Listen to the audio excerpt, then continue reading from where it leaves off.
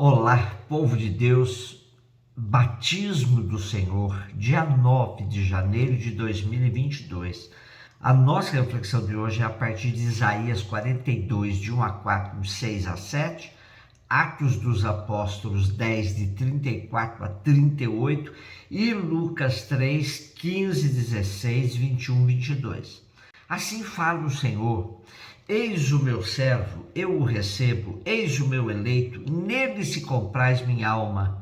Pus meu espírito sobre ele, ele promoverá o julgamento das nações. Ele não clama, nem levanta a voz, nem se faz ouvir pelas ruas, não quebra uma cana rachada, nem apaga um pavio que ainda fumega, mas promoverá o julgamento para obter a verdade. Não esmorecerá, nem se deixará abater, enquanto não estabelecer a justiça na terra. Os países distantes esperam seus ensinamentos. Eu, o Senhor, te chamei para a justiça e te tomei pela mão. Eu te formei e te constituí como centro de aliança do povo, luz das nações, para abrires os olhos dos cegos, tirar os cativos da prisão, livrar do cárcere os que vivem nas trevas.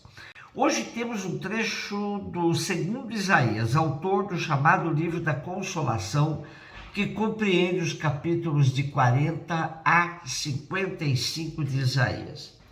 O Deutero Isaías é um nome convencional com que os biblistas designam um profeta anônimo da escola de Isaías que cumpria sua missão profética na Babilônia entre os exilados judeus.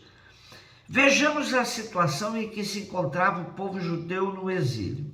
Era a fase final do desterro, próximo da metade do século VI a.C., povo desolado pelo tempo de cativeiro que durou uns 50 anos.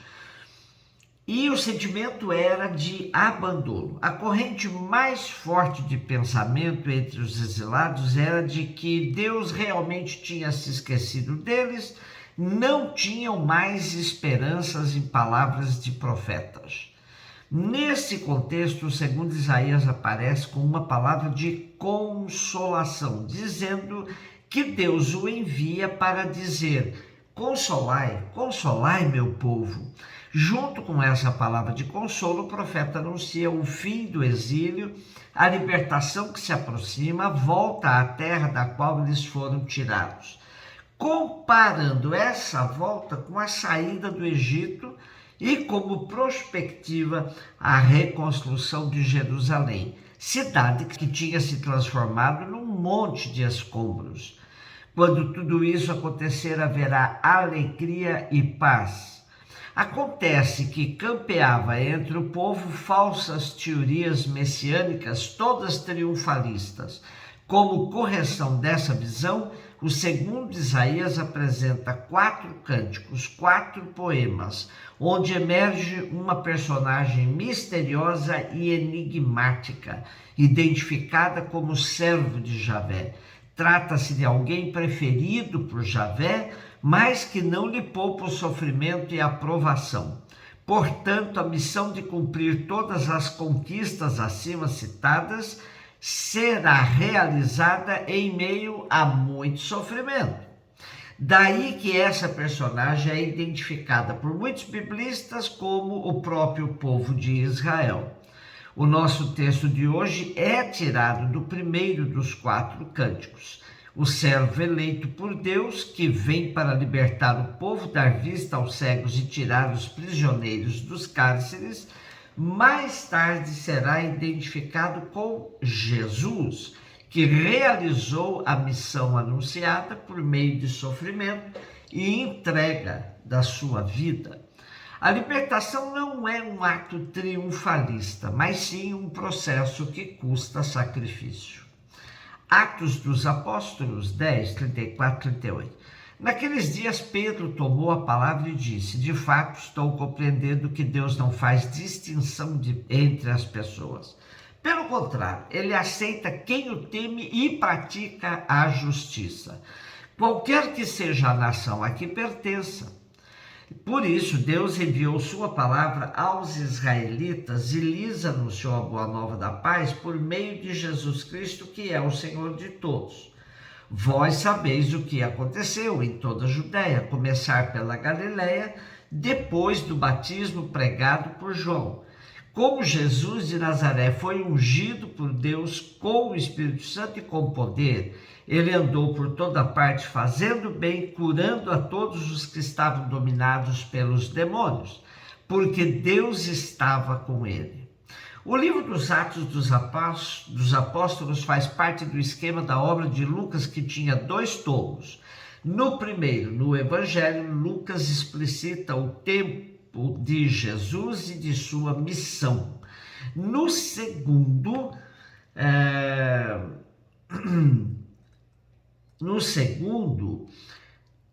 os Atos dos Apóstolos trata-se do tempo da igreja, nos seus primórdios. É a primeira geração de cristãos animada pelos discípulos de Jesus depois de sua partida, que vai descobrindo toda a riqueza dos ensinamentos de Jesus. Na prática, o texto de hoje se insere num contexto muito importante no esquema de Lucas, que mostra Pedro discursando em favor da expansão da missão, da universalidade da missão. A experiência de Pedro em casa de Cornélio marca a admissão dos pagãos no seio do cristianismo. E Pedro ressalta o critério para pertencer ao povo de Deus, que não é mais questão de raça nem de gênero, sim o temor a Deus e a prática da justiça. E seu argumento para essa tomada de decisão de acolher pagãos está alicerçado na prática de Jesus, que passou fazendo bem a todos sem distinção qualquer. Lucas 3, 15, 16, 21, 22. O povo estava na expectativa e todos se perguntavam no seu íntimo se João não seria o Messias. Por isso João declarou a todos: eu vos batizo com água, mas virá aquele que é mais forte do que eu. Eu não sou digno de desamarrar a correia de suas sandálias. Ele vos batizará no Espírito Santo e no fogo. Quando todo o povo estava sendo batizado, Jesus também recebeu o batismo. E enquanto rezava, o céu se abriu, o Espírito Santo desceu sobre Jesus em forma visível como pomba, e do céu veio uma voz: tu és o meu filho amado, em ti ponho meu bem-querer. No mundo judaico havia vários ritos de imersão, no sentido de purificação ou de conversão, de mudança de vida. Sendo assim, o batismo de João não era algo inédito ou exótico. Porém, esse movimento e ação do Batista significava, na verdade, o encerramento de uma fase de preparação para um tempo inteiramente novo, que começaria com o verdadeiro Messias, Jesus de Nazaré. O batismo de João não introduzia ninguém na comunidade da nova aliança, mas purificava as pessoas para tornarem-se aptas para isso. Por isso, João faz questão de distinguir o seu batismo com água do batismo de Jesus no Espírito Santo e com fogo. Mas, com tudo isso, fica ainda a pergunta: por que Jesus se deixou batizar num batismo de conversão, de purificação? Mateus diz que é para que se cumpra toda a justiça, ou seja, que fique clara a opção de Jesus de se identificar em tudo com a história da humanidade, apesar de ele não ter pecado algum. Temos 3 símbolos fortes na cena do batismo de Jesus: a abertura do céu, o Espírito que vem como uma pomba e a voz dos céus. Os 3 símbolos dão ao evento do batismo de Jesus um caráter todo especial.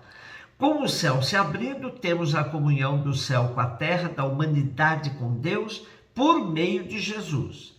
A pomba, simbolizando o espírito, pode parecer uma referência à pomba da narrativa do dilúvio, anunciando vida nova, ou o Espírito de Deus que pairava sobre as águas, simbolizando uma nova criação.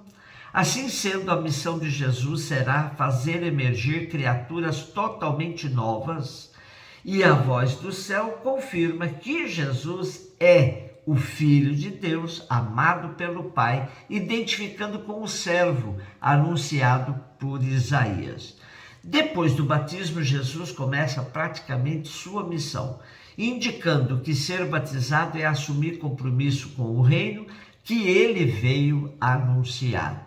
Nos começos do cristianismo, ser batizado era colocar a cabeça a prêmio, ou seja, era dizer que estava disposto a morrer pelo projeto de Jesus. Com o passar do tempo, esse sentido original do batismo foi se esvaziando. Hoje é dia de festa, de almoço com os padrinhos da criança, mas de pouquíssimo compromisso concreto. Paulo dizia aos Gálatas que ser batizado era ser revestido de Cristo. E uma vez revestido de Cristo, não haveria mais judeu ou grego, escravo ou livre, homem ou mulher. Assim, Paulo deixava claro que não se admitia entre os batizados qualquer preconceito, como, por exemplo, os três mais fortes do seu tempo, o de raça, o social e o de gênero.